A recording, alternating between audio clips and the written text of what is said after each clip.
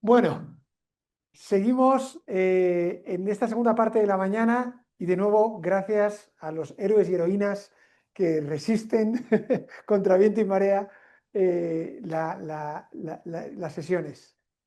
Miren, estábamos hablando de la Convención de Refugiado, del otro, de cómo está siendo atacada en tantísimos lugares del mundo, dinamitada, y les comentaba cómo hay, aparte de la Convención del 51, que es con el Protocolo del 67, que es la que establece el marco de protección internacional por primera vez en la historia, les he dicho que hay otro documento que amplía esa definición. Y les he hablado de la Convención de la Unión Africana sobre el Refugiado. Y recuerden que les he dicho que en África existe el concepto del refugiado prima facie, a primera cara, ¿verdad? Sin tener que pasar por un procedimiento judicial, se concede el derecho de asilo, el estatuto de refugiado.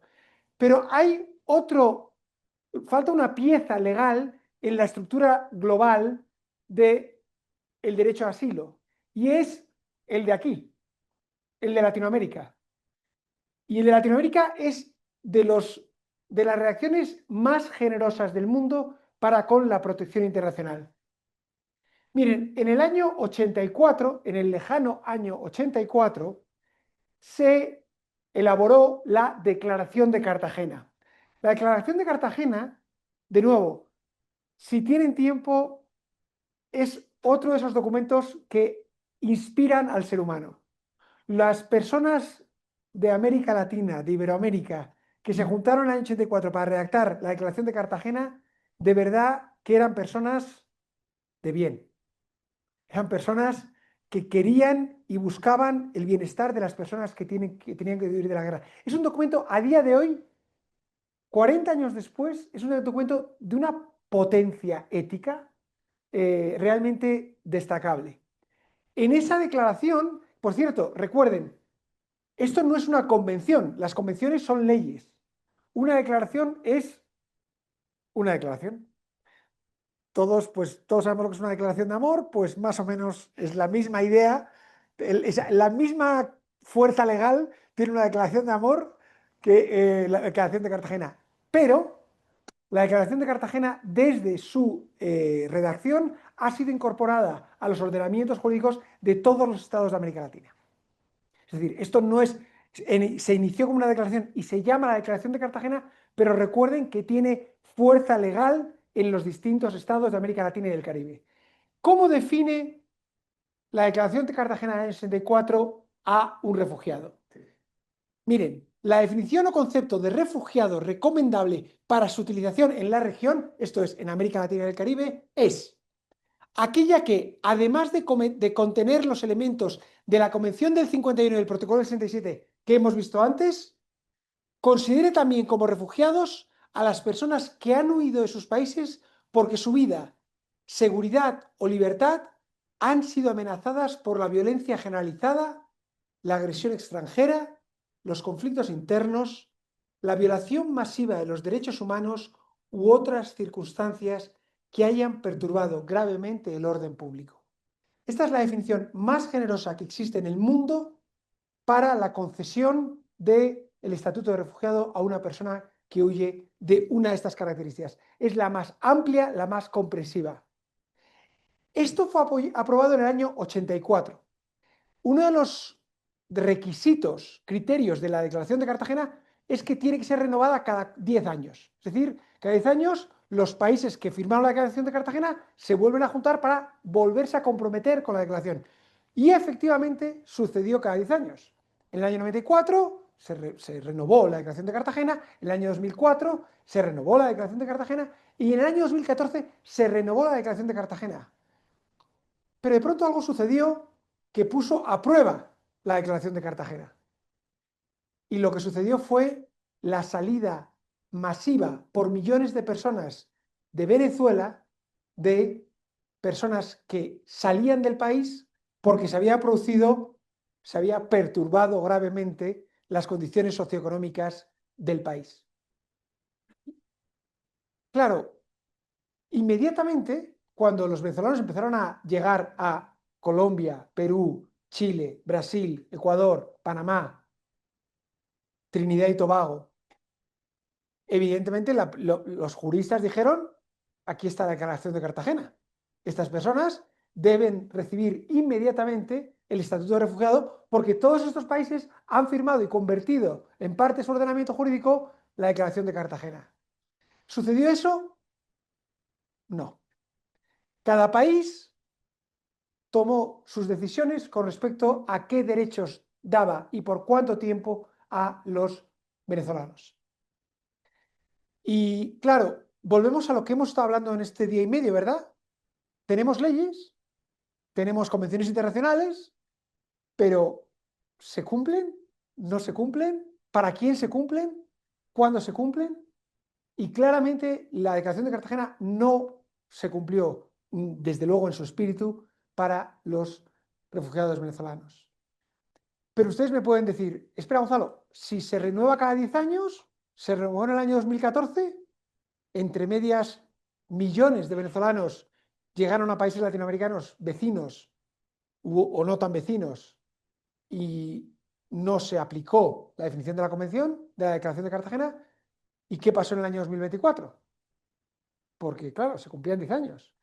Y esa pregunta me la hacía yo en 2024. O sea, ¿qué va a pasar cuando se junten otra vez los países y flagrantemente no hayan cumplido con los criterios de la Convención de la Declaración de Cartagena? ¿Y qué sucedió? Que lo que salió fue un documento maravilloso. La Declaración Cartagena más 40. Hubo una reunión masiva en Chile, en Santiago de Chile, y el documento de Cartagena más 40, yo lo estaba leyendo y no me lo creía. Yo me acuerdo cuando se aprobó finalmente decía, pero esto es extraordinario, porque el nivel de protección que ofrece a personas desplazadas es incomparable con ningún otro documento del mundo. Es maravilloso. Incluso habla de los desplazados internacionales por cambio climático, de los que vamos a hablar, cosa que ningún otro documento del mundo hace. Claro, tú acabas de leer ese documento tan bonito y dices, pero si no cumplieron el anterior. O sea, esto es una maravilla como está escrito, pero esto no, ¿van a cumplir este? Y ahora mismo, pues no sabemos si se va a cumplir. Francamente, claro. Ahora, debo decir que con capacidad de redacción, fantástica. Pero Cartagena más 40 tendrá fuerza y vigor. Y si me permiten, y ya ven que en estos 2 días no hemos evitado meternos en charcos políticos, ¿verdad? Y creo que para eso está una universidad, para eso hay libertad de cátedra, para eso estamos. Pero mi pregunta es, cuando uno lee la Declaración de Cartagena más 40, que por cierto, todos los países firmaron, lo cual fue extraordinario. Es decir, países de todos los colores ideológicos, de todas las posiciones ideológicas, firmaron Cartagena más 40. Pero cuesta mucho entender cómo un gobierno puede compaginar Cartagena más 40 con el escudo de las Américas. Todos han oído hablar del escudo de las Américas, ¿verdad? Y literalmente una de las premisas centrales del escudo de las Américas, inaugurado hace pocas semanas, es luchar, evitar el desplazamiento y el cruce de fronteras de personas con razón o sin ella, por unos motivos o por otros. Entonces, ¿cómo un mismo gobierno firma una cosa y se adhiere a la otra? De verdad que cuesta entenderlo, porque no se compadecen. No. Y yo tengo la sensación, pero yo desde fuera, yo no soy latinoamericano, ustedes lo sabrán mucho mejor que yo. Yo creo que hay como un alma dividida. Yo creo que hay una tradición tan fuerte en este continente de acogida, tan antigua, hay una de acoger a gente de países vecinos. Ha habido tanto movimiento de personas en este continente y en general la gente ha sido razonablemente recibida, a diferencia de Europa. En Europa nunca hemos recibido bien a la gente, nunca, nunca, nunca, nunca. Esto, no hay ninguna tradición de acogida, nunca.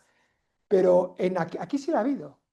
Y existe ese alma que permanece en mucha gente, pero también hay otras pulsiones, otras derivas que ganan fuerza. Entonces, ¿cómo se convive con esas dos posturas? Es complicado. Pero de verdad, de nuevo, los que trabajen con refugiados o desplazados, les invito a que vayan a Cartagena más 40, porque de nuevo es un documento extraordinario en su ambición y en su capacidad transformadora. Y quería volver a la gráfica en la que empezábamos, porque hay dos grupos de los que aún no he hablado y quería brevemente mencionarlos. Hemos hablado de las personas sin protección internacional, de los venezolanos, hemos hablado de los refugiados, hemos hablado de Gaza, de UNRWA, pero no hemos hablado todavía de los solicitantes de asilo y de los desplazados internos. Miren, los demandantes de asilo es una categoría que emana de la Convención del Refugiado del año 51. Son las personas que, siguiendo la definición del refugiado de la Convención del 51, cruzan una frontera internacional porque tienen un temor y piden asilo en otro país. En el mundo hay 8,4 millones de personas solicitantes de asilo que tienen pendiente la decisión sobre su solicitud a finales del año 2024, que es los últimos datos que tiene el ACNUR. Esto es un 22% más con respecto al año anterior. Y solo les doy este dato. ¿Qué cantidad de datos les estoy compartiendo, verdad? O sea, tienen que tener la cabeza entre millones, porcentajes. Pero piensen, no sé si ustedes conocen algún solicitante de asilo, porque el solicitante de asilo es una persona que literalmente pone su vida en limbo a la espera de una resolución. No es ilegal, o sea, su presencia no es irregular, pero tampoco tiene derecho de residencia real. Y hay 8,3 millones de personas en el planeta Tierra, de nuevo, 8,3 millones de seres humanos como usted, como yo, con sueños, familias, esperanzas, que viven en un limbo administrativo. ¿Durante cuánto tiempo? Años, años. Yo no sé cuál es cuánto tiempo, pero aquí seguro que en Ecuador hay gente que espera, porque en España, yo sé que en mi país hay gente que espera años para tener una resolución, que a menudo es negativa. Y has vivido en un limbo vital, legal, terrorífico.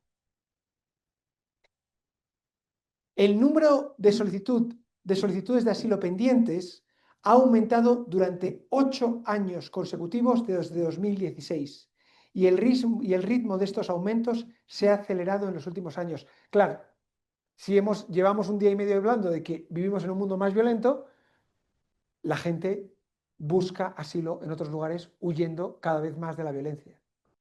¿Cómo acabar con los demandantes de asilo? Pues hay dos maneras, la de Donald Trump y la Unión Europea, que es negar el derecho a asilo o coartarlo hasta donde se pueda, o tratar de confrontar la realidad de la violencia del mundo. Esa es otra posibilidad. No generar esa violencia, sino combatirla. Porque ¿cómo no va a haber más demandantes de asilo si crece la violencia? En 2024 se presentaron 4,8 millones de solicitudes de asilo individuales registradas en 160 países. Prácticamente en la totalidad del planeta Tierra hay gente que llega a pedir asilo, a pedir protección. 775.000 personas recibieron condición de persona refugiada mediante procedimientos de determinación de la condición de refugiado individual. Es decir, por el modelo que les contaba antes. Individualmente, un juez dice, usted recibe la condición de refugiado. Pero deténgase un momento y mirar las cifras. El año 2024, el último para los que hay cifras, se presentaron 4,8 millones de solicitudes. Y ese año se concedieron 775.000. El resto, limbo o denegación. Esta es la evolución de las demandas de asilo desde los últimos 25 años. Es increíble la cantidad de gráficas que les he enseñado en día y medio que tienen la misma figura, ¿verdad?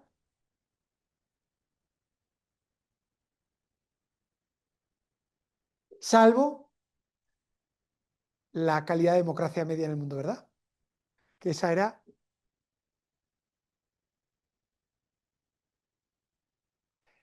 Miren, hay una cosa que quería mencionarles, porque también estamos hablando de posibilidades, de soluciones, de ideas para avanzar.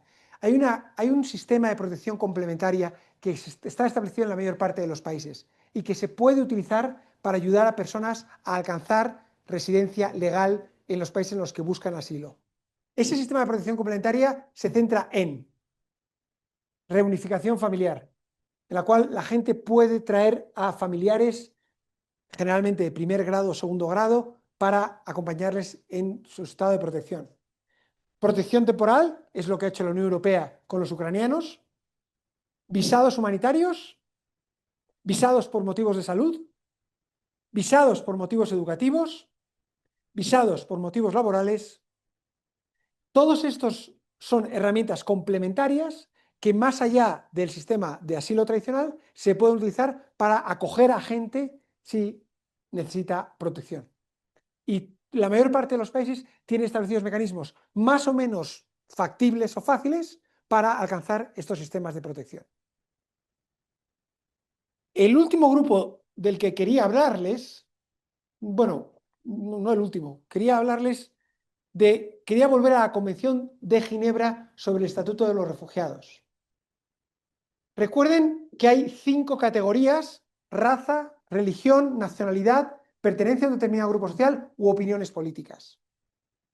Y aquí les voy a pedir que vengan conmigo de viaje otra vez. Hemos hablado de muchísimos lugares del mundo en este día y medio, ¿verdad? Pero ahí de las cosas que quería hacer cuando Carlos me invitó aquí era, yo pensaba mentalmente, ¿de qué lugares no puedo dejar de hablar? Porque me parece que tenemos que, como humanidad, mirar a esos lugares donde la gente no quiere mirar. Y por eso hemos hablado de Gaza, y por eso hemos hablado de Sudán, de Irán, hemos hablado de Haití, hemos hablado de Ucrania. Y quería hablar de la realidad de los refugiados Rohingya en Bangladesh. Bangladesh es un país que está en el sudeste asiático, que hace frontera con la India y con Myanmar. Los refugiados Rohingya es un grupo étnico, es un grupo de religión musulmana que lleva viviendo en Myanmar desde hace siglos, pero que por su religión no son considerados como ciudadanos de Myanmar, porque Myanmar es un país de mayoría budista. Y como ellos son una minoría religiosa, literalmente se les deniega la nacionalidad. En el año 2017, es decir, hace 9 años, hubo una campaña de limpieza étnica contra este grupo humano, contra los Rohingya, y en 3 semanas, aquí tienen, 500.000 de refugiados Rohingya tuvieron que cruzar la frontera con Bangladesh. Síganme en esto porque van a ver dónde quiero llegar. Eventualmente, 1 millón de personas cruzaron la frontera de Myanmar a Bangladesh, que es la zona más pobre de un país paupérrimo como Bangladesh. Llegaron 1 millón de personas. Y si recuerdan hoy, ya estoy perdiendo la cabeza. Si recuerdan esta mañana, les ponía el mapa de los países que habían firmado la Convención del Refugiado, ¿verdad? Tenía un mapa global. Les decía, 147 países han firmado la Convención del Refugiado, pero hay algunos que no lo han firmado.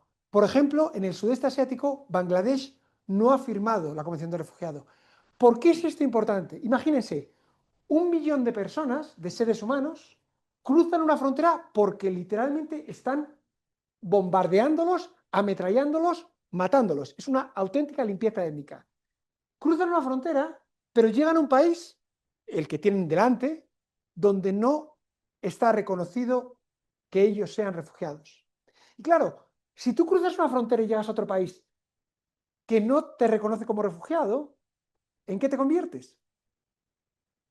En un migrante irregular, ¿verdad? O sea, eres una persona que está ilegalmente en ese país.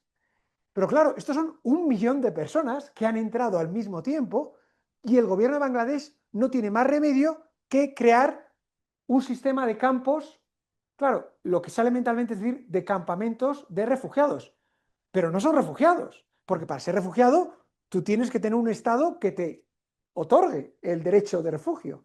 Son Nosotros lo llamamos campamentos de refugiados. El gobierno bangladesí los llama asentamientos de migrantes irregulares. Pero son 1 millón de personas. Esto se llama Cox's Bazar y es una conurbación de campos. Desde Cuputupalong en el norte hay campos que tienen hasta 618.000 personas, hasta Nayapara en el sur. ¿Y cuál es el problema? Y aquí van a ver a lo que quiero llegar. Cuando tú llegas a un lugar y no tienes derechos, tu vida es terrible. Yo querría preguntarles, ¿cómo viven los migrantes irregulares acá en Ecuador? Mal, ¿verdad? Cuando no tienes derecho, es increíble. Además, no sé si se han parado a pensarlo alguna vez, pero yo llevo aquí, yo en mi bolsillo ahora mismo llevo mi pasaporte. Yo llevo mi pasaporte, ya me dicen que no, pero yo es que tengo el hábito yo he trabajado mucho tiempo en países en los cuales, si había algún problema, mi pasaporte, porque, por si acaso. Eh, pero ustedes seguro, no sé si lo llevan, pero mucha gente lleva en su bolsillo su cédula de identidad. Y es increíble cómo no lo pensamos, ¿verdad? Llevar una cédula de identidad en el bolsillo es algo que no paramos a pensar lo que eso conlleva, pero nos da derechos de ciudadanía. Es... Pero es verdad que tener una cédula de identidad dice, lo que te está diciendo es, usted tiene derecho a estar aquí. Cuando no tienes una cédula de identidad, y lo comentaba ayer los compañeros, recuerdan, los compañeros de la Organización Internacional de Migraciones, el profesor Efraín Guerrero lo comentaba, cuando no tienes cédula de identidad, estás expuesto, estás en una intemperie vital dramática.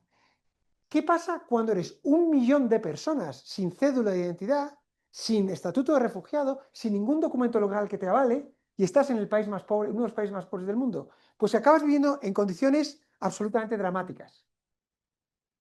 Durante los primeros años, porque claro, como no tienen derecho a recibir asistencia, porque no están legalmente allá. Se les puede llevar asistencia, se permite que se les lleve asistencia, pero no que tengan una vida digna. Entonces, estos fueron los primeros años, vivieron en condiciones auténticamente dramáticas, extremas. Han pasado 9 años, ¿han mejorado las condiciones? Relativamente. Si van ahora, esto es lo que encuentran. Esta es una zona, aquí lo van a comprender bien, es una zona de monzones. Ya saben que los monzones son estas lluvias torrenciales del sudeste asiático. No quiero ni contarles cuál es la situación en cuanto a agua y saneamiento, letrinas. Es un espanto. Y recuerden que estas personas han huido para proteger sus vidas de una limpieza étnica, pero sin embargo no tienen derecho porque no se les ha concedido el estatuto de refugiado. Quiero contarles qué ha pasado aquí y se lo cuento porque les voy a plantear un problema ético que yo me planteo y para mí este es el fondo del problema que tenemos ahora con las personas desplazadas por causa de la violencia. Miren, en septiembre de 2019 el gobierno de Bangladesh, por cierto, el gobierno de Bangladesh, como todos los gobiernos del mundo, como Ecuador, como España, como Estados Unidos, como Rusia, como China, si hay algo que tienen en común todos los países del mundo, independientemente de su color ideológico, es que nadie quiere refugiados. Nadie. Algunos países los tienen que aceptar de mejor o peor grado, pero querer, lo que se dice querer, nadie quiere refugiados. Entonces, Bangladesh, con que se encuentra con que hay 1 millón de personas a los que no concede el título de refugiados, que están en su frontera, que son de otro país, y dice, yo no quiero tener 1 millón de personas acá. Hay que sacarlos de aquí. No pueden volver a su país porque son amenazados de muerte, y al gobierno de Bangladesh se les ocurre lo siguiente. Síganme en esto porque es asombroso. El gobierno de Bangladesh decidió, en septiembre de 2019, reubicar a 100.000 refugiados a una isla remota en la bahía de Bengala que se llama Bhasanchar y exigió a las agencias de ayuda de las Naciones Unidas y a las agencias humanitarias que fueran con los refugiados a esa isla en mitad de la bahía de Bengala. Claro, nosotros dijimos, ¿eh? ¿Una isla? ¿Pero qué isla? Y nos dijeron, miren, esta isla. Esto es Myanmar, esto es Bangladesh, y ahí está la isla de Bhasan Char. Bhasan Char, y van a entender inmediatamente por qué les cuento todo esto. Bhasan Char es una isla que no existía, pero que en movimientos tectónicos emergió del mar. Claro, emergió del mar, era fácilmente inundable y no había absolutamente nada. Pero el gobierno de Bangladesh lo que quería era reubicar, apartar a los refugiados entre comillas, no son refugiados, Rohingya. ¿Y para eso qué hicieron? Miren, construyeron esto. Son buenos edificios, ¿verdad? Claro, entre las casuchas miserables del campamento de refugiados y esto es bastante mejor, ¿verdad? Aquí te proteges de la lluvia. Fíjense la inversión que hicieron para llevarse a 100.000 refugiados. Esto fue lo que construyeron.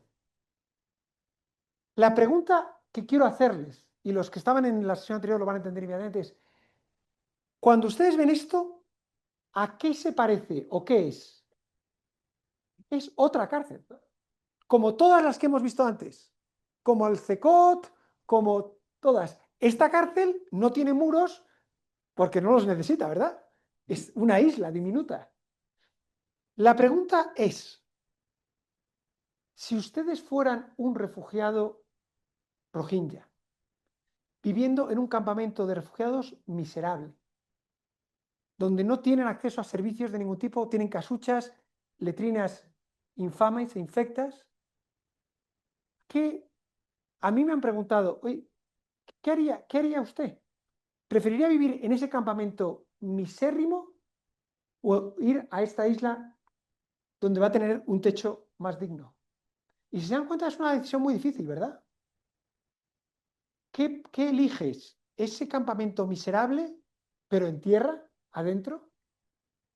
¿O una isla que de facto es una cárcel?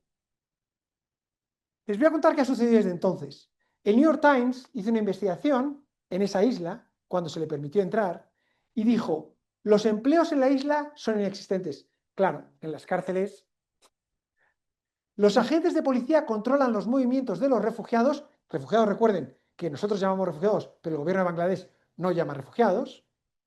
Y a veces impiden que los residentes se mezclen con los vecinos o que los niños jueguen juntos fuera. Una cárcel. Una cárcel. Un número cada vez mayor de inmigrantes huyen de Bhasan Char corriendo el riesgo de ahogarse en las aguas de la Bahía de Bengala y de ser procesados si son capturados por las autoridades. Esto a mí me rompió la cabeza y hablé con amigos de allá para preguntar si era verdad. Yo preguntaba, ¿pero cómo salen de esa isla? ¿Cómo es posible salir de esa isla? Pues increíblemente se ponen de acuerdo con pescadores de la zona que pasan por allá para salir y luego cuando lleguen a alguna parte pagar esa deuda poco a poco. Pero claro, si son capturados, son devueltos a la isla. Una prisión, una prisión. La situación ahora mismo es que el gobierno de Bangladesh ha conseguido reubicar allá a 30.000 refugiados rohingya. El 80% de la población total en esos campamentos es mujeres y niños. Hay 36 organizaciones humanitarias que trabajan en la isla, lo cual plantea una duda ética enorme, ¿verdad? Yo me lo planteo. ¿Por qué creen ustedes? ¿Qué problema puede haber en ir a trabajar a esa isla? ¿Alguien me lo puede decir? ¿Qué duda ética para una organización humanitaria de Naciones Unidas, la Cruz Roja o una ONG? ¿Qué duda ética puede plantear ir a trabajar a esa isla? ¿Alguien se le ocurre? Estás ayudando al Estado a gestionar una cárcel. Literalmente. Claro, las ONGs te dirán, y Naciones Unidas te dice, que hay un imperativo humanitario que nos obliga a ayudar a las poblaciones desplazadas, que están allí para proveer comida, agua, salud, educación. Pero la duda ética es profunda, ¿verdad? ¿Cuánto estás ayudando? ¿Cuánto estás sirviendo como coartada para que un régimen injusto se perpetúe? Miren, el año pasado, 306 rohingyas que intentaron llegar ilegalmente a Malasia por mar, es decir, que salieran de los campamentos de refugiados y trataron de llegar a otro país, fueron rescatados en el mar y llevados a la isla como si fueran llevados a prisión, a punición. ¿Cuál es la situación ahora mismo? Miren, la situación cada vez más desesperada en los campamentos de refugiados, que no son de refugiados, ha provocado un aumento de personas que realizan peligrosos viajes en barco para intentar llegar a Indonesia y Malasia. Se cree que casi 400 personas, en su mayoría rohingya, murieron durante estos viajes en 2025. La gente intenta salir de los campos como la gente intenta salir de la isla. En 2025, el Programa Mundial de Alimentos redujo las raciones para cada habitante de Kutupalong, del mayor campamento de refugiados, de un valor de $12 al mes a $10 y luego a $8, citando un déficit de financiación de 56 millones de dólares. Recuerdan que ayer hablamos de esto, ¿verdad? La financiación ha caído en picado. Y el Programa Mundial de Alimentos, que es la agencia de Naciones Unidas que se encarga de distribuir alimentos en el mundo, como dependía fundamentalmente de la ayuda estadounidense y la ayuda estadounidense ha sido demediada, se ha quedado sin financiación. Por cierto, si logran trabajar para el Programa Mundial de Alimentos en su sede de Roma, les ha tocado la lotería.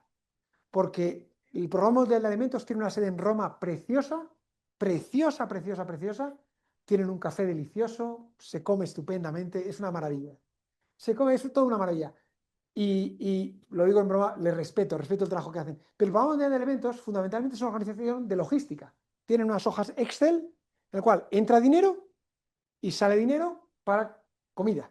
Eso es lo que hacen. Claro, cuando no entra dinero en la hoja Excel, hay un señor en Roma que da así un botón, ¡pum!, y desciende la cantidad de comida o de dinero para comida que se puede otorgar. Usted está viviendo en esos campamentos misérrimos. Y el año pasado, en el mes de marzo, le dicen que los $12 que le dan al mes para comer, $12 para comer al mes, son reducidos a 10. Y de 10, en el mes de octubre, le dicen que van a pasar a 8. ¿Qué hacen ustedes? ¿Y saben por qué les cuento todo esto? Porque para mí este es uno de los principales problemas que tiene ahora mismo el mundo. ¿Qué hacemos con las personas que se echan a caminar de forma desesperada? Este informe es de la organización Human Rights Watch y Human Rights Watch hizo un informe sobre el tapón de Darién. Todos ustedes saben que el tapón de Darién está en la frontera entre Colombia y Panamá. Saben que es una selva densísima, terriblemente densa, plagada de enfermedades y de grupos armados que han cometido los peores crímenes contra la humanidad, contra la gente, delitos horribles que no voy a detallar aquí porque no es el momento, pero realmente cosas indescriptibles en cuanto a su espanto.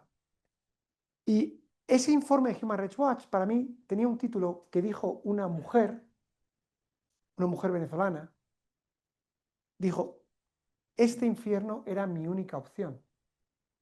Para mí es una frase brutal, porque el sistema humanitario, si se paran a pensarlo, se diseñó, se creó, Naciones Unidas, Cruz Roja, las ONGs, los grupos de trabajo social, para que las personas que venían del infierno tuvieran un respiro, tuvieran un lugar de acogida, un lugar de cuidado. Palabra tan bonita, ¿verdad? Cuidado, amparo. Pero lo que ofrecemos ahora muchas veces a las personas que huyen son dos formas de infierno diferentes, ¿verdad?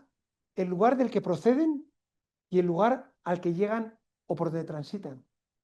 Y para mí esto es un fracaso ético de la humanidad. Es grave que haya infiernos, es horrible que haya infiernos. Lo que es peor es que no haya alternativas a esos infiernos. Y el tapón de Darién para mí durante años fue el ejemplo perfecto de que personas que tenían que huir, con lo que se encontraban era con espanto. Además, espanto de bandas armadas, de gobiernos o de fuerzas del orden. Era realmente atroz. Claro, ¿qué ha pasado ahora mismo el tapón de Darién? Probablemente ya lo sepan ustedes. Se ha cortado esa llegada de personas militarmente. Literalmente se ha alambrado, se ha cercado el tapón de Darién para que no pase nadie. Y la pregunta que te haces ¿es esa la solución? porque, claro, es trasladar al infierno, ¿verdad? Lo que haces es impedir que la gente camine, con lo cual tiene que tomar otras rutas, a veces más peligrosas, y trasladar al infierno de sitio. Y vuelvo a lo mismo, a la misma pregunta que les hacía al inicio de ayer por la mañana, cuando les decía, hay tres niveles de crisis. ¿Recuerdan? Decía, hay tres niveles de crisis. El nivel, la crisis del sistema financiero, es decir, la solidaridad global, cómo repartimos los recursos para que la gente que menos tiene tenga acceso. Hay un hay una crisis del sistema legal, cómo concedemos derechos y los hacemos valer para las personas que menos tienen o que tienen que huir o echarse a caminar. Y el tercero es el modelo de respuesta. Cómo nosotros los que nos dedicamos a esa ayuda, a esa asistencia, cómo lo hacemos de forma que dignifique y que ayude a la gente a vivir. Y para mí, se lo confieso, yo estos días no vengo aquí con soluciones, como ya habrán podido ver, sino con preguntas para que cada uno tratemos de pensar en ellas y de discernir cómo podemos mejorar, cómo podemos avanzar, cómo podemos salir de esa inhumanidad.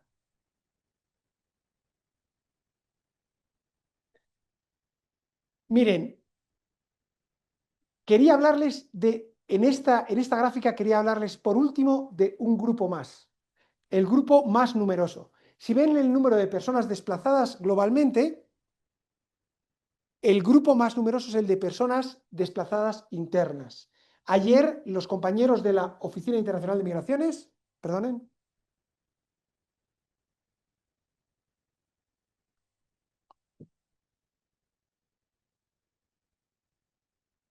los compañeros de la Oficina Internacional de Migraciones nos hablaron de los desplazados internos en Ecuador, ¿verdad?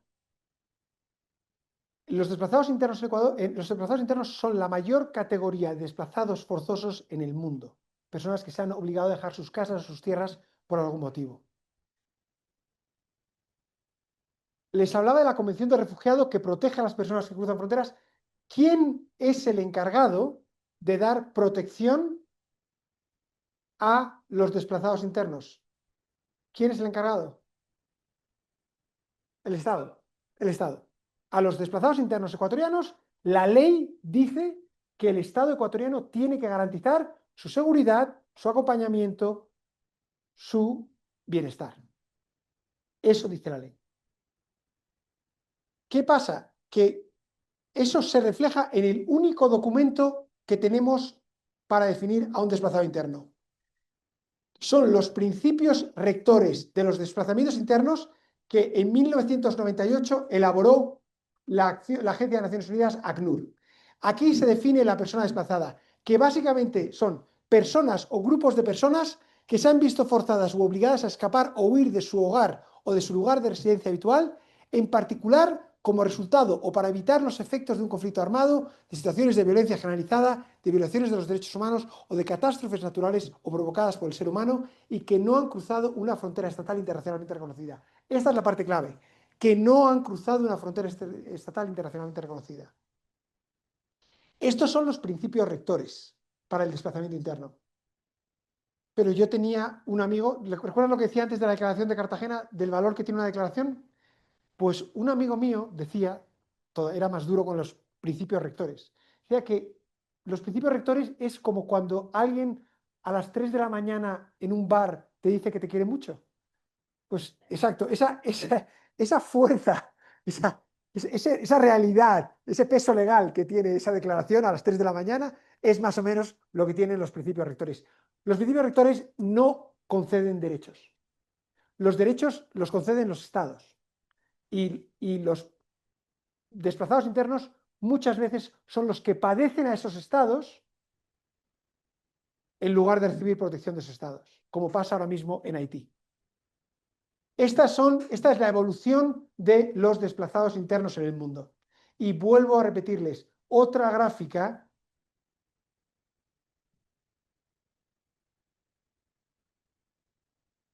Cuando les dije ayer que no traía buenas noticias, como verán, no les mentía.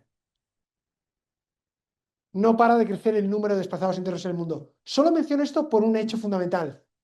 Miren, la situación de los desplazados internos es tan dramática a nivel global que en 2022, hace 3 años y medio, el secretario general de Naciones Unidas creó la Agenda de Acción sobre Desplazamiento Interno.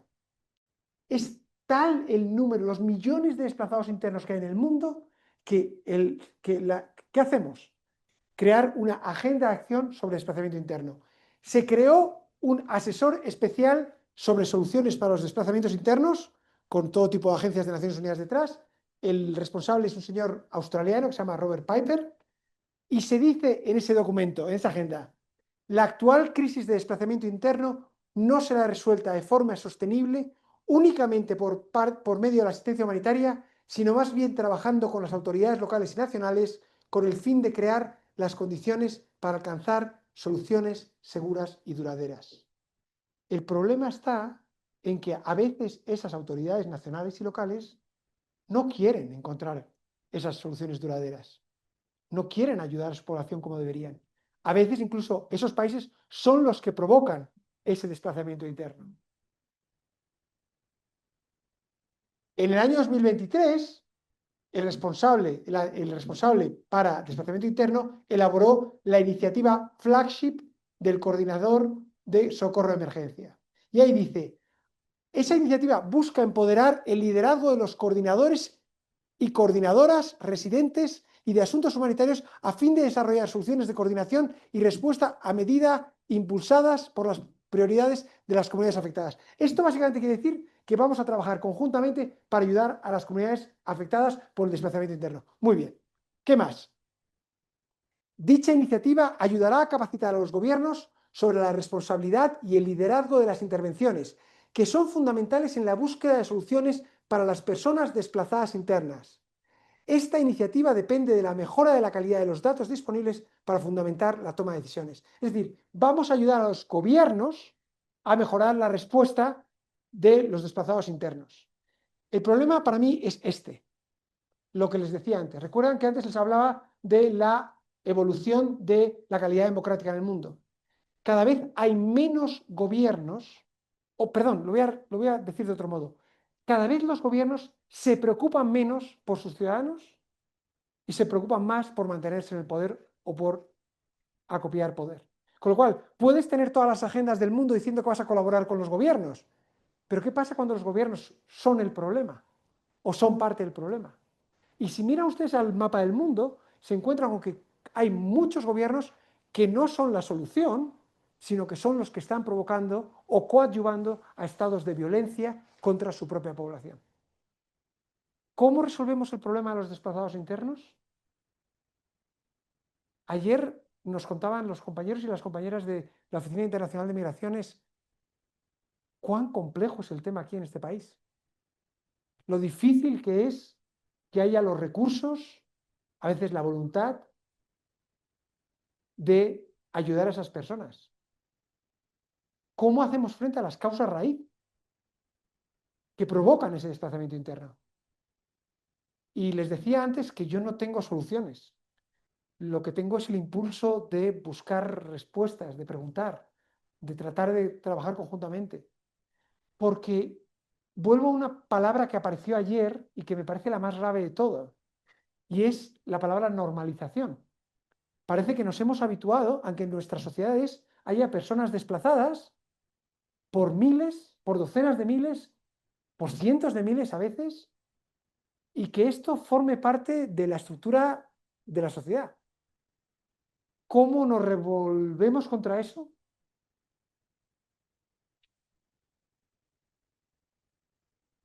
Quiero acabar con un grupo particular. Vuelvo a la Convención de Refugiados del año 51. Recuerden que en esta Convención de Refugiados hay 5 categorías que permiten que usted solicite el asilo, el estatuto de refugiado en otro país. Recuerden, raza, religión, nacionalidad, pertenencia a un grupo determinado u opiniones políticas. Son los 5 criterios. Recuerden, esto se escribió en el año 51. Cuando usted mira a esa lista, ¿qué obliga a las personas? Respóndame a esto, por favor. ¿Qué obliga a las personas a dejar sus casas y sus tierras que no está contemplado dentro de esa lista, dentro de esos 5 criterios? ¿Qué obliga? ¿Qué me puede decir? ¿Qué empuja a personas o comunidades a dejar sus tierras que no está contemplado por esa lista? Sí, el cambio climático. Efectivamente, el cambio climático no aparece. Por cierto, claro, ¿ustedes creen que en el año 1951, después de la Segunda Guerra Mundial, los que se sentaron a escribir esta convención pensaban en el cambio climático? No, estaban pensando en otras cosas, con lo cual es normal que no se incluya el cambio climático. Hay otro motivo que empuja a las personas a dejar sus casas y sus tierras que no esté contemplado: la falta de oportunidades laborales, la pobreza, literalmente. Ese es un impulsor, claro, ese es un impulsor esencial. Y esas 2 categorías no están incluidas en la Convención de Refugiados. Tú no puedes pedir refugio porque no tengas medios de vida o porque estés huyendo del cambio climático. Voy a rapidísimamente hablar de la primera categoría, de las personas que llamamos migrantes. Si se dan cuenta, la diferencia entre un migrante y un refugiado es muy complicada, ¿verdad? Y cuando hablaban ayer los compañeros de la OIM, cuando le preguntaban a la gente por qué había dejado sus casas, era complicado.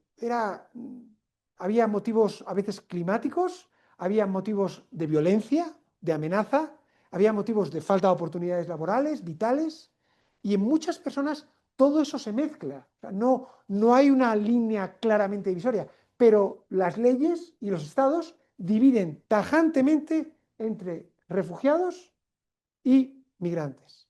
A los migrantes les llamamos a las personas que dejan sus casas por falta de oportunidades laborales, por necesidad de mejorar la vida. En el mundo se calcula, nadie lo sabe, pero se calcula que hay entre 300 millones de migrantes al año. 300 millones. Una cantidad gigantesca de personas. Sí. No, buenísima pregunta. Porque he dicho que había, gracias por esa pregunta, he dicho que había 5 categorías, ¿verdad? Raza, religión, nacionalidad, pertenencia a un determinado grupo u opinión política. ¿Género entraría en alguna categoría? Pertenencia a algún determinado grupo social. Pero claro, estamos hablando de que ese grupo social es la mitad de la humanidad. Con lo cual, no en mi experiencia, no se concede asilo o refugio a una mujer por serlo. El género no es. ¿Qué pasa? Cuando hay casos de violencia de género, ahí sí puedes alegar un temor fundado y ser concedido. Pero claro, esto les cuento rápidamente este caso porque es asombroso. En el año 2016, 2017, principios de 2017, el entonces responsable de justicia de los Estados Unidos era un señor que se llamaba Jeff Sessions. No tienen que recordarlo porque la cabeza tiene un límite, capacidad limitada, y tampoco hay que acordarse de toda esta gente.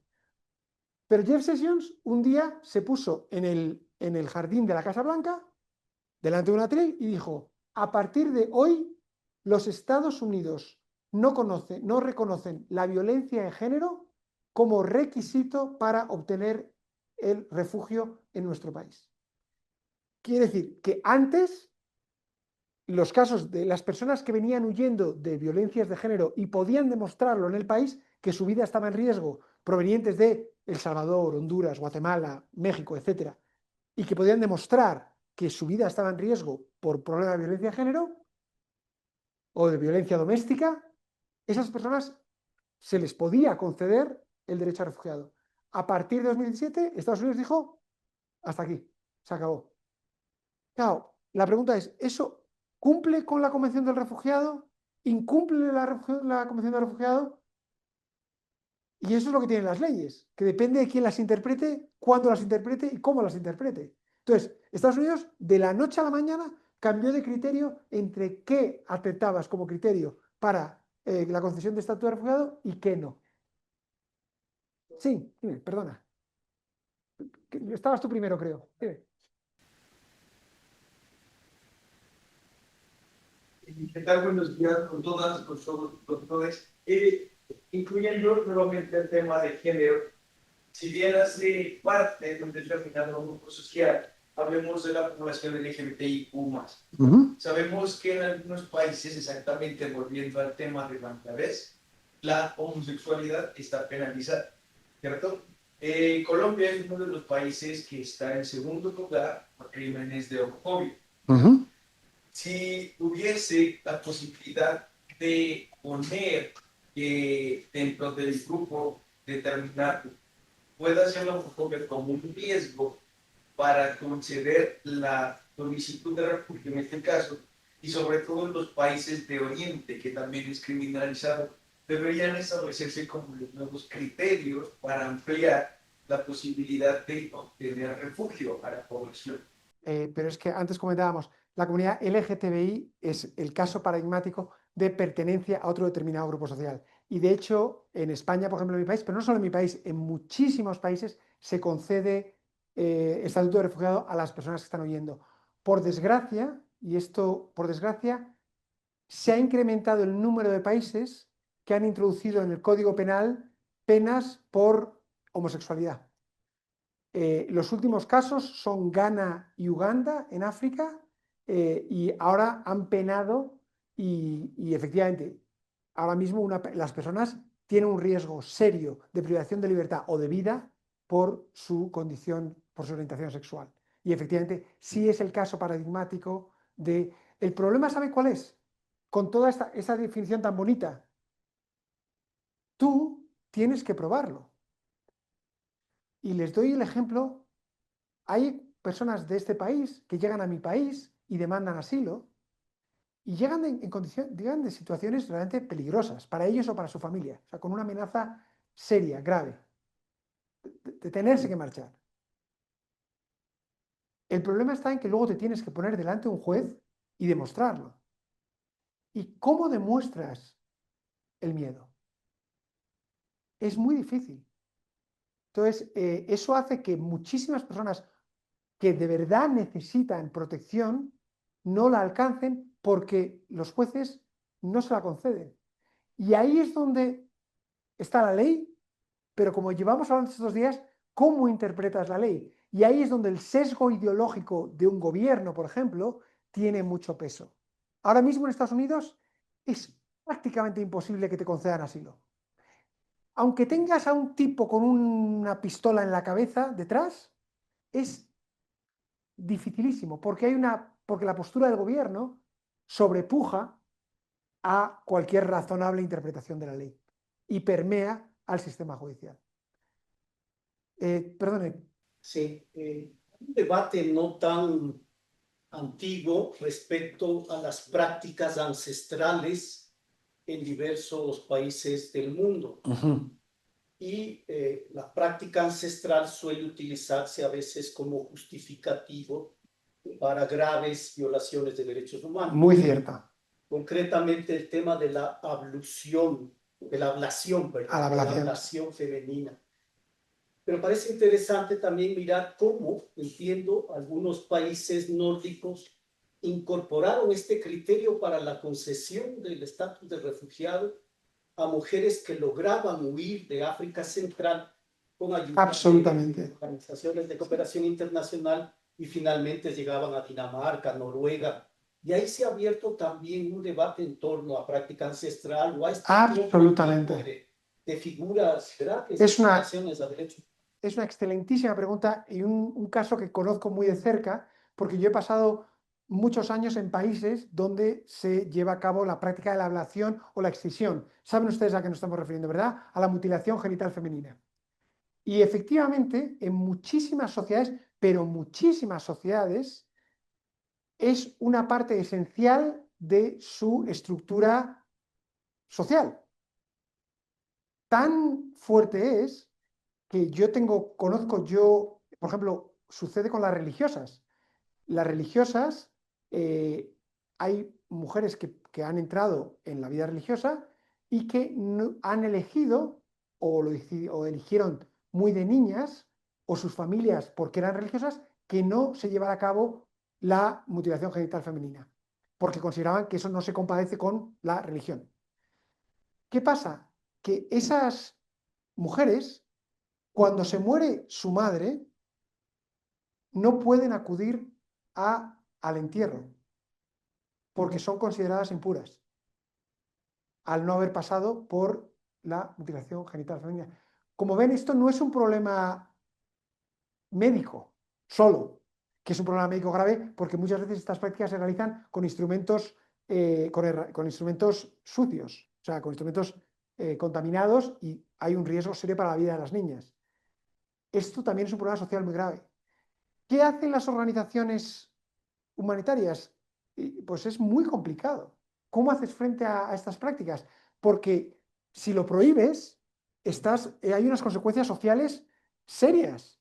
Esas consecuencias no las ves cuando eres occidental, pero cuando eres de allá ya lo creo. Por ejemplo, si no formas parte del grupo, cuando tienes un problema económico, familiar, el grupo no te va a ayudar, ¿verdad?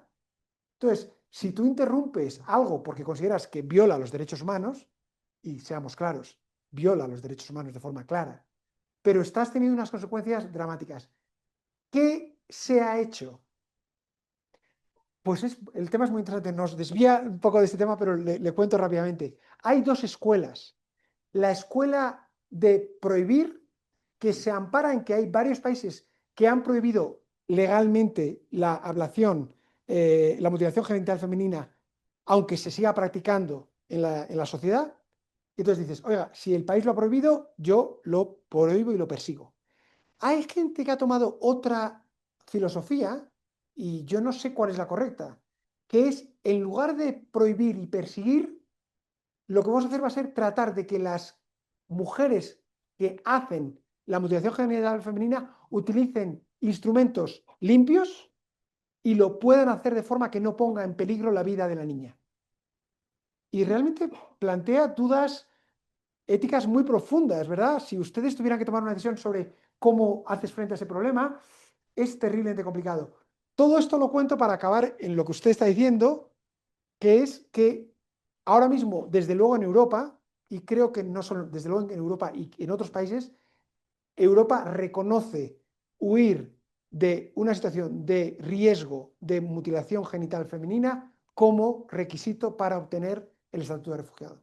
Es uno de los casos paradigmáticos en el cual, si tú puedes demostrarlo, que no es fácil, pero si puedes demostrarlo, se concede el estatuto de refugiado, porque se considera una práctica lesiva para la integridad de la niña, efectivamente. Sí, dime. Toma, espera, coge. La pregunta dice, los cristianos en África u otras partes del mundo no representan grupos sociales hacia los cuales hay pobres. Es una buenísima pregunta, Lano, y de verdad. Pregunta si los cristianos en África no es un grupo que no recibe fobia.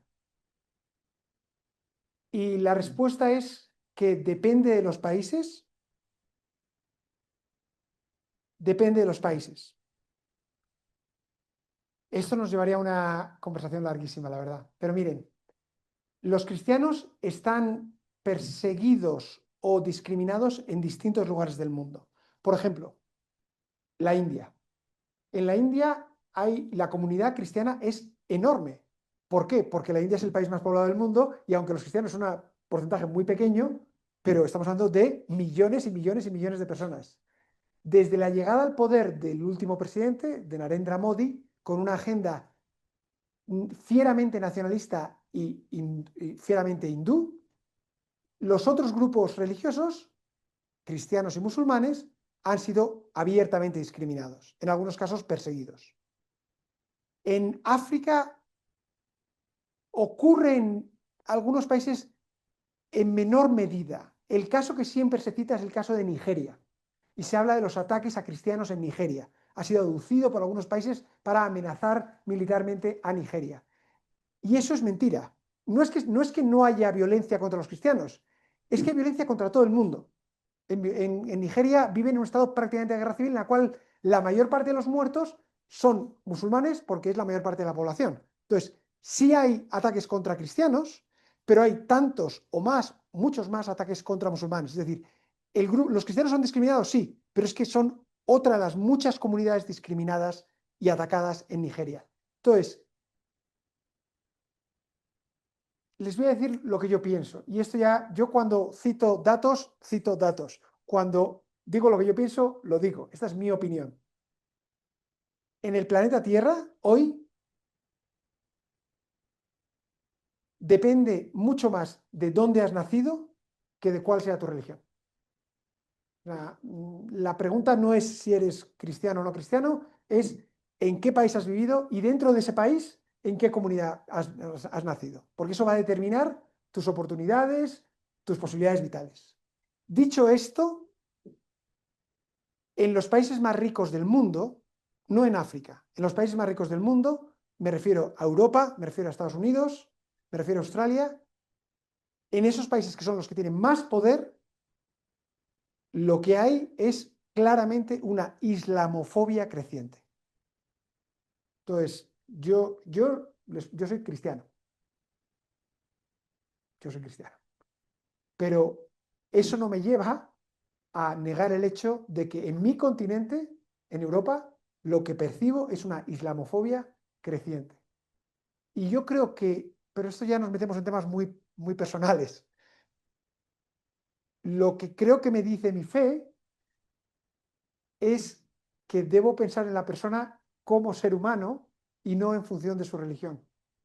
Y me preocupa tanto los ataques a musulmanes como cuando se produce un ataque a un cristiano en algún lugar del mundo. Y por desgracia, hoy en día, en el mundo en general, si se puede generalizar, es mucho más peligroso ser musulmán que ser cristiano. Esto no quiere decir que no haya comunidades cristianas atacadas que hay que defender, por supuesto, pero a veces se hacen afirmaciones que son sesgadas y que no miran al conjunto humano en lo que creo que a los cristianos creemos que debe ser. Todos somos hijos de Dios. Y cuando decimos todos, es todos, no unos sí y otros no. Creo, no sé si he respondido a la pregunta, espero que sí. ¿Había alguna otra? Sí, adelante. Adelante.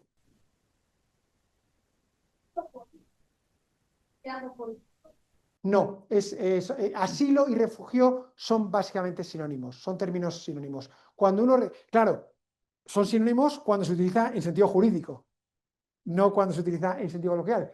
Pero asilo político, la diferencia no está en el término asilo o refugio, la diferencia está en el apellido político. Porque cuando se habla de asilo político y refugio político, muchas veces hacemos referencia sobre todo a este tipo, a esta categoría. La gente que ha tenido que huir por causas políticas. Cuando la gente huye en función de otras categorías, como por ejemplo LGTBI, no se suele decir que son refugiados políticos, se suele decir que son refugiados. A secas. Cuando hablamos muchas veces de asilo político o refugiado político, es el ejemplo clásico del opositor a un régimen dictatorial que logra huir de su país, llega a otro y ahí se le ofrece y se le concede asilo político. Han conseguido con la justicia y obtiene con mucha facilidad el asilo político. Entonces, pero la pregunta, hay dos preguntas ahí, efectivamente, ¿qué tipo de justicia? Eso es una cao. Y segundo, ¿han recibido asilo político legal o se asientan en un país porque tienen capacidad de residencia en ese país? Porque es diferente. Ellos pueden decir que son asilados políticos o refugiados políticos, pero es muy diferente cuando, imagínense, yo salgo de mi país, tengo un pasaporte canadiense o tengo capacidad de residencia en Canadá. Llego a Canadá y digo, yo soy un refugiado político español porque el régimen español quiere acabar conmigo. Eso no me convierte en un refugiado político. Yo digo que soy un asilado, que he buscado asilo, pero la justicia canadiense no me ha dado la categoría de asilado. Entonces hay que diferenciar entre quienes dicen que son asilados políticos y quienes de verdad tienen una verificación legal. Porque recuerden que para que te concedan el estatuto de refugiado, tienes que probar esa persecución delante de un juez. O sea, tú no vale con decir, yo he salido de un país donde son muy malos y me persiguen y yo soy muy bueno. No, no, no. Tienes que pasar por un procedimiento. Entonces, como usted dice, esos mafiosos a veces se consideran y se llaman a sí mismos refugiados políticos cuando de hecho lo que son exilados o huidos de la justicia. Es distinto. ¿Había alguna otra pregunta? Perdona, sí, vas tú ahora. Sí, dime. Bien, bueno, primero que todo, pues agradecerle pues, por este espacio que aporta para esta formación, para la forma de aprender, mirando. Es que el momento que el refugiado pues, trata de pedir ese estado de las autoridades competentes, ¿no? Como usted dice, tal vez se queda solamente en la ley porque no puede demostrar ese miedo con el cual va a tratar de solicitarlo. Entonces, claramente dice pues, que se le puede dar el estado de refugiado a quien está afectado, que se puede ser perseguido por estas causas. Entonces, como que ahí puede haber una contradicción en ese aspecto. Pero, hoy más allá es que la persona que llega en ese estado puede venir con muchísimas causas más que esas: violencia, de guerra, pobreza, de abuso, de tantas cosas, que el hecho de que se ha aprobado su estado de refugiado, pueden aceptar que subyace un problema más grande todavía, es el tema psicológico de la persona, cómo queda psiquis, corazón, todo lo que lo hace ser una persona así, está desintegrado. Entonces, al final del día, pasamos de un proceso de normatividad, de leyes, de de datos, de estadísticas, algo de campo, que a veces los mismos profesionales de esa área pueden ayudar a esa persona, ¿no? Que realmente heridas demasiado profundas, ¿no? Entonces, ahí es como más que todo, ya la pregunta podría realizarse: ¿qué podemos nosotros como sociedad, como este campo, por hecho de que al final del día, un impacto para las vidas que no va a ser la misma, para las capacidades de salir adelante, de progresar, de trabajar, de tener una familia, se han quebrantado? Es una pregunta excelente y simplemente fíjese en casos concretos. Si una persona de Haití huye de Haití y llega a Ecuador, ¿qué sucede? Claro, de acuerdo con la declaración de Cartagena, que Ecuador ha firmado, esa persona inmediatamente, porque en Haití no hay Estado, porque hay una disrupción absoluta de la estructura socioeconómica y hay violencia, esa persona inmediatamente debería recibir el estatuto de refugiado. Pero no es así, ¿verdad? No. Esa persona tiene que demostrar en un procedimiento judicial complicadísimo que ella individualmente es víctima de una persecución. Por eso me dice usted, hay muchos otros motivos que pueden empujar a una persona a huir a otro país que no están contemplados en esta lista. Y ese es el primer problema. El segundo problema, como usted dice, es que a los que consiguen entrar y damos acogida, ¿cómo les acogemos? ¿Qué les ofrecemos? Y mire, ayer cuando hablaban los compañeros de la Oficina Internacional de Migraciones y el profesor Efraín Guerrero de la situación en cárceles, se mencionó el tema de la salud mental. El profesor Efraín Guerrero habló de suicidios, una cantidad de suicidios sobrecogedora en cárceles. Y gracias por hacerme esa pregunta, porque esto, se dan cuenta de que todo lo que llevamos hablando estos 2 días, todo está vinculado. Miren, les decía, cuando empezamos a hablar ayer, les decía que ha habido un colapso fundamental de la cantidad de ayuda que se distribuye globalmente para respuesta humanitaria y para proyectos de desarrollo.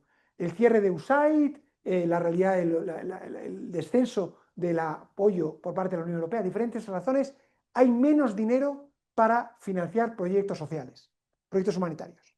Si a eso le añaden la realidad de la deuda, todos los países dicen, tenemos una deuda enorme, ¿cómo vamos a gastar dinero en estas cosas? ¿Saben ustedes cuáles fueron los primeros proyectos que se cerraron en todas las crisis humanitarias del mundo? En todas. Los primeros proyectos que se cerraron fueron los proyectos de apoyo psicosocial. ¿Por qué? Porque mucha gente considera que el apoyo psicosocial, bueno, pues que no es importante, que no es una prioridad, que...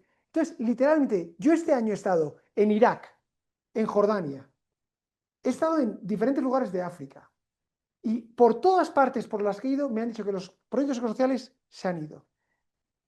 Tú me preguntas, ¿qué podemos hacer como sociedad? Y yo de nuevo, vamos cada uno a buscar soluciones. Yo creo que dos cosas, que además son subsiguientes o consecutivas. La primera, para mí, la esencial, y si hay una temática que une todo esto que estamos hablando, es tenemos que transformar la mirada al otro. Sobre todo la mirada al que está en los márgenes. Esto nos lo decía el Papa Francisco, y nos lo decía antes de él el Padre Arrupe.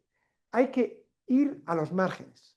Las personas que están excluidas del centro del poder de la sociedad, de las personas que tienen acceso a bienes, recursos, posibilidades, educación. Ir a los márgenes. Y eso tenemos que hablarle a la sociedad y tenemos que literalmente, físicamente, volver la cabeza de la sociedad hacia allá. A que miren donde no quieren mirar. ¿Y cómo hacemos eso? Desde cada uno de nuestros puestos de trabajo, de nuestras organizaciones, de nuestras parroquias, de nuestras aulas, de nuestros grupos de amigos. Porque yo estoy seguro que todos tenemos algún familiar o amigo que cuando habla de los migrantes ya sabemos lo que dice, ¿verdad? Pasa en todas partes. Esto no es ni Ecuador ni España, no, esto es universal. Entonces, esa sería la primera cosa. Y la segunda, esa es mucho más complicada o igual de complicada, es ¿cómo distribuimos los recursos de un país? ¿Dónde los ponemos? Y para mí, el acompañamiento psicosocial a las personas que más lo necesitan debería ser una prioridad para cualquier sociedad civilizada. Saben que hay una anécdota fantástica. Le preguntaron a Mahatma Gandhi, al gran líder de la independencia india, en un viaje que hizo por Europa, le preguntaron,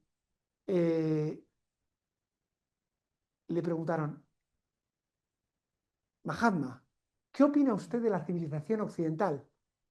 Y su respuesta fue algo así como, que me encantaría que existiera. Y me parece una respuesta muy inteligente, porque nos llamamos sociedades civilizadas, pero ¿cómo definimos civilización? Había una católica estadounidense, la señora que se apellidaba Day, Dorothy Day, que decía que la civilidad de una sociedad debería medirse en cómo trata a los más desfavorecidos de esa sociedad. Una buena frase, ¿verdad? No midan ustedes el PIB, no midan ustedes la renta per cápita, díganme cómo las personas más desfavorecidas de esa sociedad son tratadas y yo les diré su nivel de civismo. Y esta es una lucha. Lo que creo que queda claro estos 2 días, y vamos a seguir esta tarde, los que aguanten, pero es que estamos en un momento de retroceso. Ahora hay momentos en los que yo creo que el espíritu humano avanza y otros en los que se siente atacado. Y ahora mismo en el mundo lo que yo percibo es, hay una ofensiva contra valores y principios que creíamos universales, que creíamos ganados. Entonces, lo que tú preguntas, ¿qué hacemos? Para mí, esa es la tarea de esta sesión. Cómo cada uno en nuestro ámbito laboral, profesional, vital, familiar, avanzamos en esa humanidad básica, en esa civilización que no existe y que soñamos. ¿De acuerdo? No sé si había... Por favor, adelante.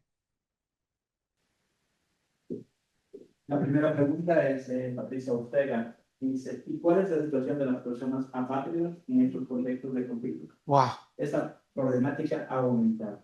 Y la siguiente es, ¿aún existen las visas de protección como permisos especiales, como el estatuto de protección temporal? ¿Y qué países tienen y cómo se otorgan estas visas? Buenísimas preguntas las dos, muchísimas gracias.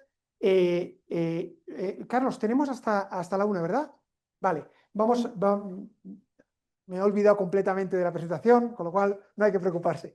Pero para responder a esas preguntas, la primera pregunta, apatridia. Apatridia, ¿saben ustedes qué es? Las personas que no tienen documentación legal en el país en el que se hallan, que no tienen documentación legal de ningún tipo. Y la realidad es que el tema de la apatridia es muy diverso, porque las condiciones de apatridia son muy distintas. ¿Recuerdan antes que les hablaba a ustedes de los Rohingya de Myanmar que habían tenido que huir a Bangladesh? Los Rohingya no solo no son refugiados, sino como no son reconocidos por el Estado de Myanmar como ciudadanos de ese Estado, aunque ellos, sus padres, sus abuelos, sus bisabuelos, sus tatarabuelos y los tatarabuelos de sus tatarabuelos nacieron allá, no son reconocidos como ciudadanos de Myanmar. ¿Qué pasa cuando no eres reconocido como ciudadano? Que no tienes pasaporte, no tienes cédula identitaria. Entonces, los Rohingya son unos apátridas que además son refugiados no reconocidos y que se encuentran en una situación absolutamente dramática, tanto dentro de Myanmar como fuera del país. Es decir, sin estatuto. ¿Qué pasa con estas personas? Hay una lucha por parte de diferentes organizaciones, tanto de Naciones Unidas como otras, para tratar de conseguir infructuosamente que el gobierno de Myanmar les conceda la ciudadanía que deberían tener por motivos evidentes. Pero hay muchos otros casos. El caso de los Rohingya es un caso extremo de grupo que ha sufrido una limpieza étnica, además de ser apátridas. Por ejemplo, hay cosas que la gente no sabe, pero cuando se produjo el final de la Guerra Fría, cuando cae el muro de Berlín y la Unión Soviética se disgrega, en diferentes países de la antigua Unión Soviética, por ejemplo, en los países bálticos, Letonia, Lituania y Estonia, son los países bálticos. En esos países quedaron una población rusa, de nacionalidad y etnia rusa, que no fueron incluidos en el censo de letones, lituanos y estonios, porque no se les consideraba ciudadanos de ese país, aunque hubieran nacido en ese país y vivieran en ese país. Entonces, estas personas son apátridas. Pero claro, sus condiciones, viven en países de renta media o media alta y en general tienen vidas, no son desplazados y tienen un problema gravísimo de documentación, no pueden viajar legalmente básicamente, pero su condición es muy distinta a la de los Rohingya. Con lo cual, el problema patridia es siempre un problema legal y a menudo un problema humanitario, pero no siempre. ¿Y qué hace la comunidad internacional? La comunidad internacional, me refiero a Naciones Unidas principalmente, tratar de buscar la manera de proveer a esos ciudadanos con documentos legales. Por cierto, y gracias a esa pregunta, volvemos a otro tiempo. En la primera mitad del siglo XX vivió un señor que se llamaba Fridtjof Nansen. No sé si alguien ha oído hablar del señor Nansen. El señor Nansen era, sorprendentemente, y como se dan cuenta en estos 2 días, estamos tocando todas las partes del planeta Tierra, nos faltaba por tocar el polo, ¿verdad? Del polo hasta ahora no habíamos hablado.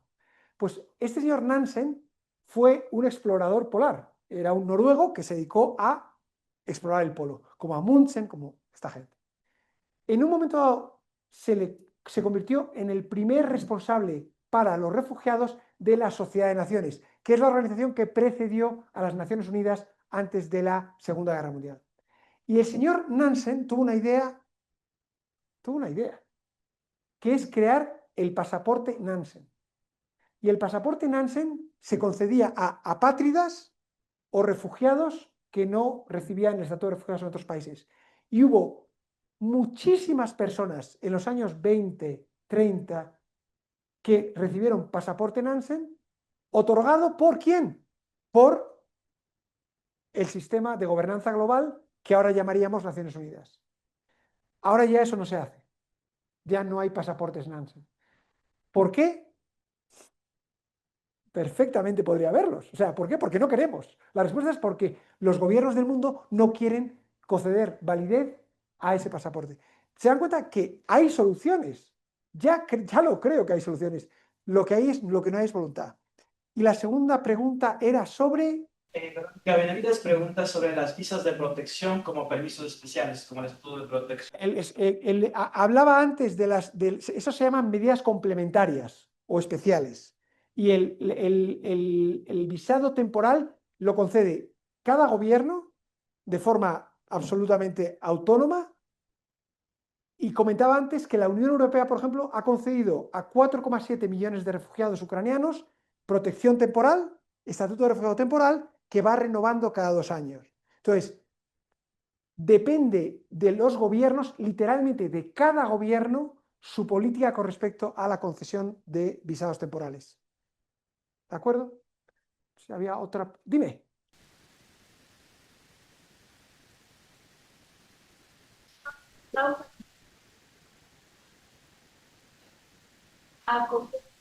¿Por qué?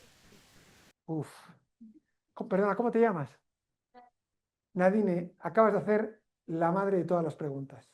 Esa es la pregunta con la que nos estamos enfrentando muchas personas en todos los lugares del mundo.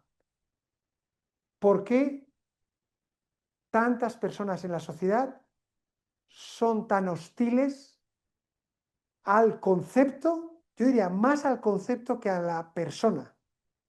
Mi experiencia, por lo menos en España, no es aquí, es que cuando uno conoce a un migrante o a un refugiado, personalmente, tú no sientes hostilidad hacia esa persona. Les voy a poner el caso de España, porque es el caso que conozco mejor, o el de Europa. En Madrid, en mi ciudad, pero no solo en Madrid, en todas las ciudades de Europa, tú no puedes caminar 30 metros sin cruzarte con una persona que tiene una procedencia distinta a la mía. O sea, hay inmigrantes por todas partes. Algunos son refugiados, pero la mayoría son inmigrantes.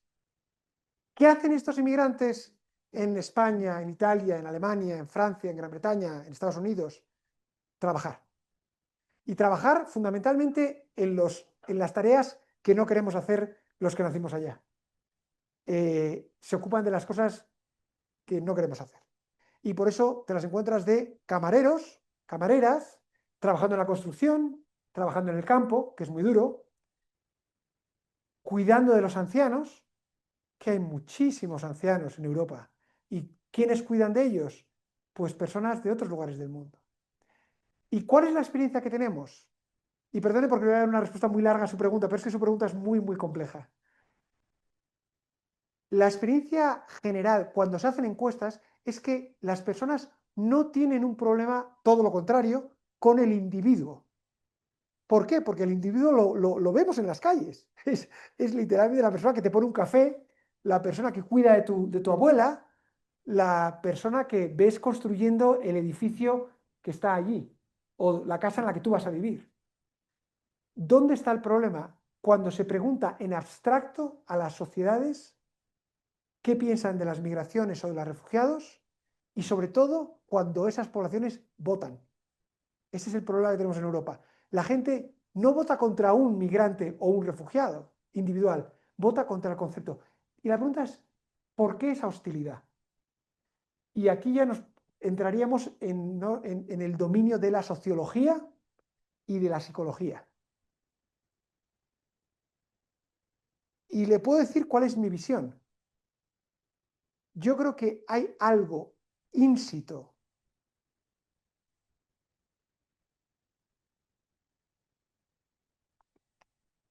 verdaderamente imbricado en el ser humano de desconfianza hacia el distinto. O sea, eso procede probablemente del Paleolítico y ha crecido con nosotros, y hay algo que cuando vemos a alguien que es distinto a nosotros nos hace como mínimo desconfiar, y entre la desconfianza y la animadversión hay un paso muy corto.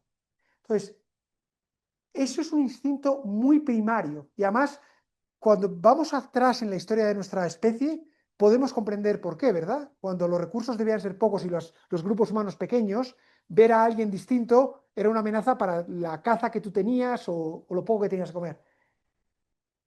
Y para mí ese instinto vemos que emerge en diferentes momentos de la historia. Y ahora mismo para mí el mundo está viviendo ese momento. ¿En qué lugares se percibe esa xenofobia de forma más brutal, más virulenta? En sociedades atemorizadas. Cuando hay un problema de seguridad, se busca a un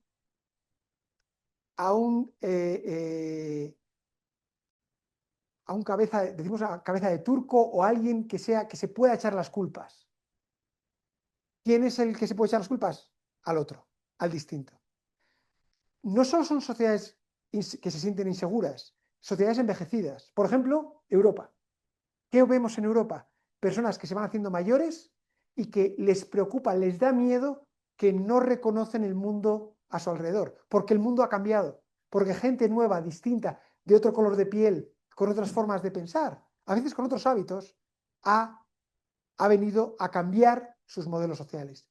Y todo eso produce temor, y para todo eso se busca a un culpable, y el culpable inmediato es el otro, el distinto. ¿A qué nos conduce esto? A un momento de la historia en el que lo que yo percibo cuando viajo por el mundo es un crecimiento significativo de la xenofobia. Y permíteme que añada algo más.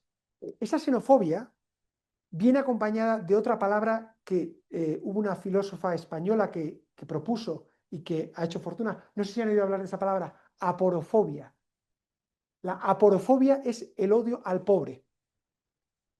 Y muchas veces el otro, el distinto, el migrante, el refugiado, es además de distinto, pobre.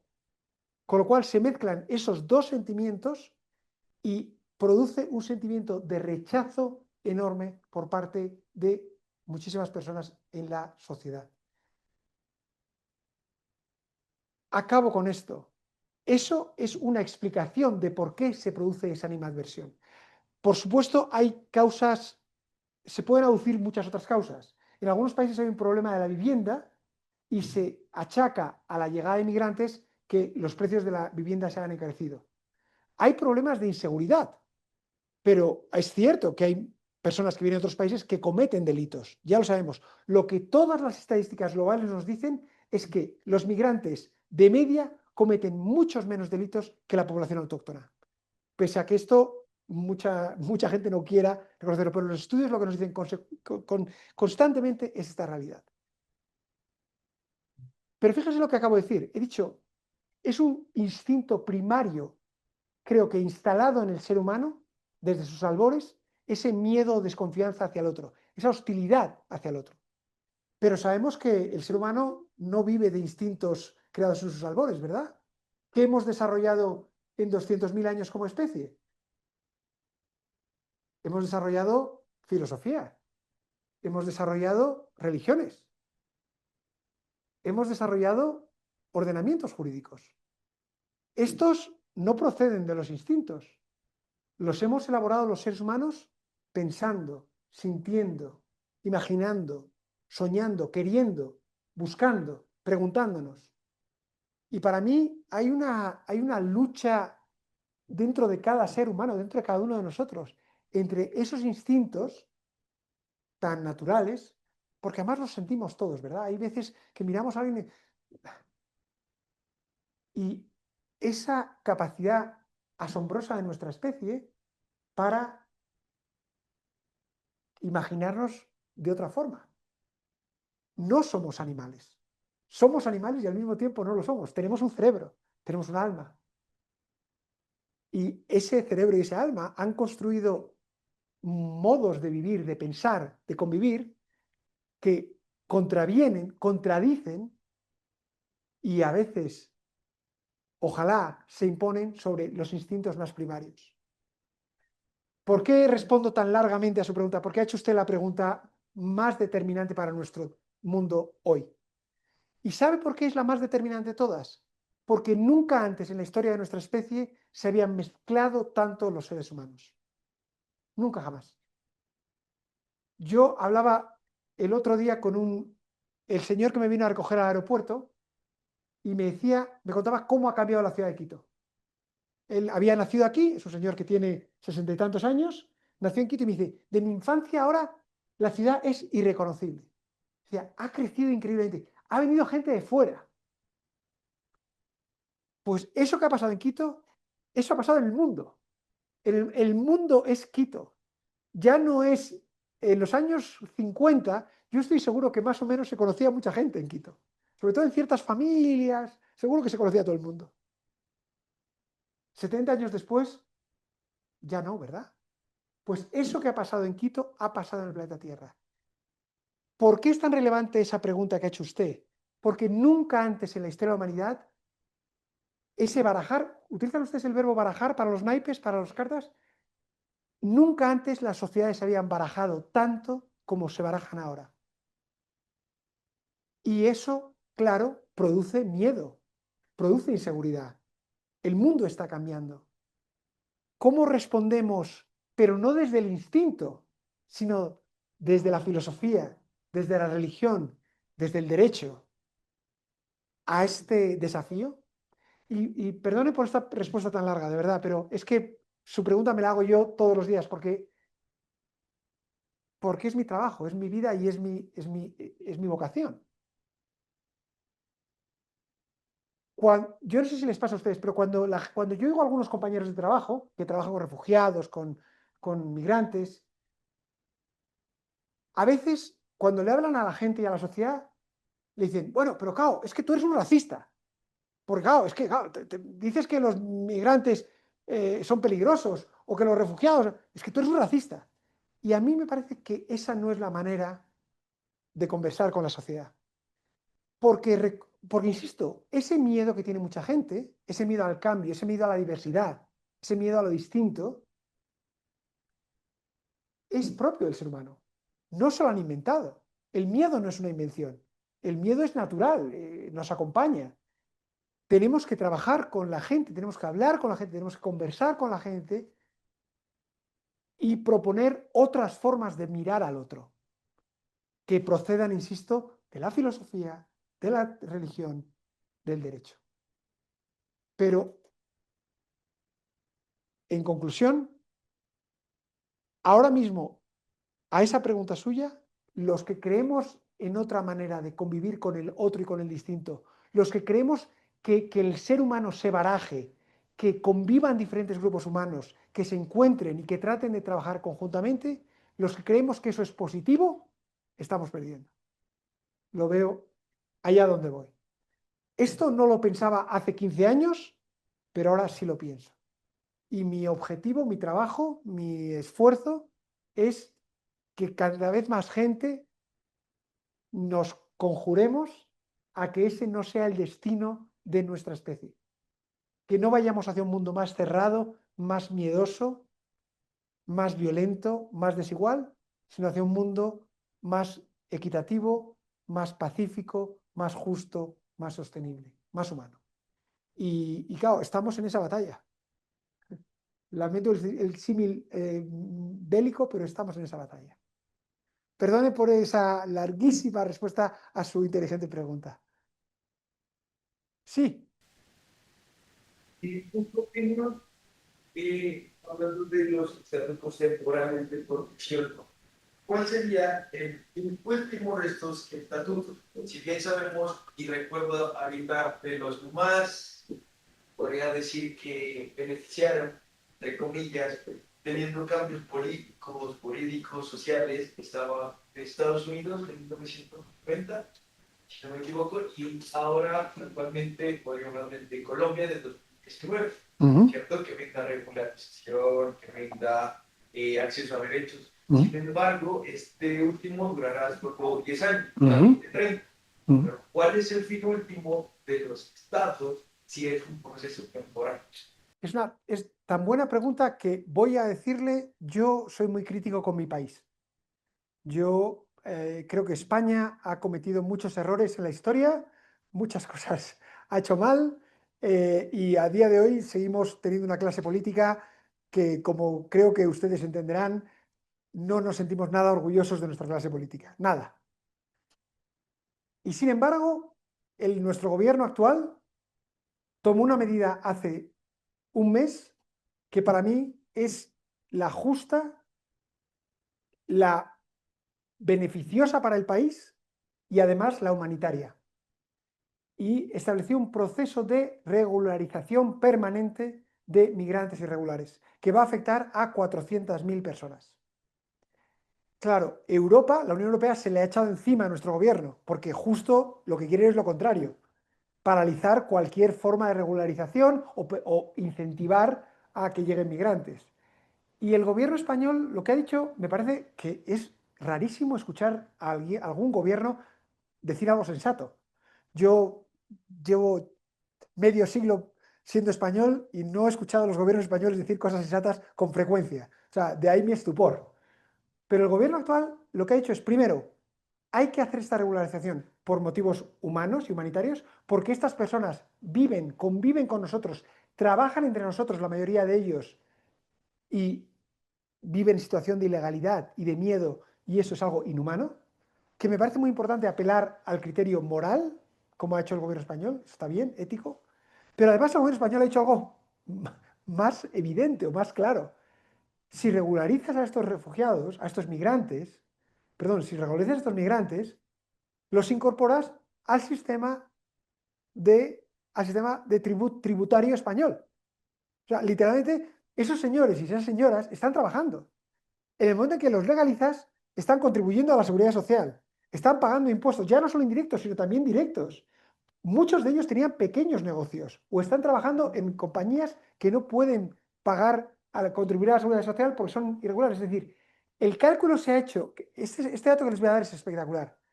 Se hizo un cálculo de cuánto aportaría cada migrante regularizado a la economía del país anualmente. Y el cálculo es 4.000 euros anuales. Claro, o sea, por cada uno de esos 450.000 migrantes regularizados, cada uno va a aportar a las arcas del Estado, al erario, va a aportar 4.000 euros netos. Claro, a base de pagar impuestos, literalmente, porque entonces estaban excluidos del sistema tributario. Es decir, ¿cómo se acaba con la regularización temporal? Convirtiéndola en permanente. Sea para los refugiados, estatuto de refugiado permanente, por Dios, por Dios. Y para los migrantes, establezcan instrumentos de regularización. Porque ¿cuál es la alternativa? Es que yo siempre, cuando hablo de este tema con otra gente, ¿de verdad ustedes quieren que una parte significativa de su población viva sin documentos legales? ¿Viva en la ilegalidad? ¿Viva en la irregularidad? ¿A quién le conviene eso? Pero es que además no hace falta pensarlo mucho tiempo. Ya no son temas simplemente de temas económicos. Piensen en temas médicos. Los niños que no están regularizados, las familias temen a veces ir al doctor, al médico, porque claro, están en situación irregular. Pero esos niños tienen que ser vacunados. Si no son vacunados, suponen un riesgo para la salud colectiva. Es decir, no tiene sentido lo que estamos haciendo con migrantes. Aparte de ser inhumano, yo tengo un íntimo amigo, íntimo amigo, llevamos trabajando en esto mucho tiempo juntos, que tiene una frase que siempre dice que me encanta, me encanta. Su nombre es Gonzalo Fanjul y es uno de los principales expertos en Europa en temas de migraciones. Y dice siempre, el sistema migratorio europeo no solo es inhumano e inmoral, es fundamentalmente idiota. Y lo repite constantemente. Y es una frase fantástica, porque es verdad. O sea, no es ya que seas mezquino y vil para con el otro. Es que además estás tirando piedras contra tu propio tejado. Estás conduciendo. Piensen en esto. Las posibilidades de que alguien que está en condiciones irregulares, que no tiene acceso a un trabajo regular, formal, es más o menos posible que esa persona acabe en la delincuencia. Es evidente, es que es evidente. ¿Cómo? Es muy difícil combatir a la delincuencia, es muy difícil, lo sabemos. Es un negocio tan lucrativo que es muy difícil combatirlo. Pero una de las maneras es tratar de ofrecer oportunidades laborales a los chicos que son más susceptibles de entrar en el mundo criminal. Pero hacemos lo contrario. A muchos de ellos les excluimos más para que sea más fácil que caigan en red. Entonces, de nuevo, nada de lo que digo es inventar la pólvora. Esto es todo, son secuencias esencialmente lógicas.